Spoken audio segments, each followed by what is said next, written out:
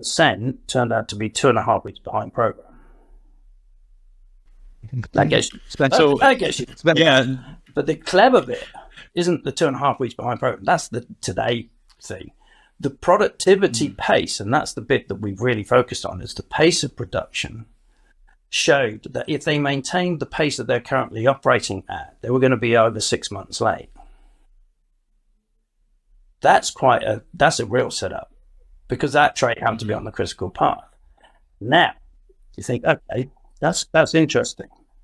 The devil's in even more detail, because when we actually look at the sequencing of the operation, what they were doing is that they were doing the meat of the work on multiple floors and not completing the work on the second and third floor. So the 55% was primarily second and third floor. They'd actually done 47% over 4 floors.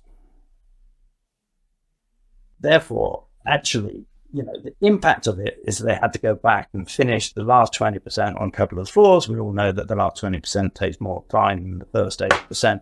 So the equation got worse and worse the more you looked into it. But at headline, if that had crossed my desk as reported in a typical, manual process that you get today, you wouldn't put an eyelid.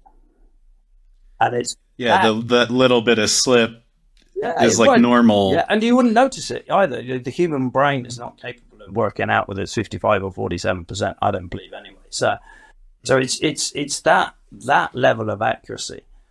And what we find is that when you're sitting down with a trade, most companies have their weekly or bi-weekly trade catch-up.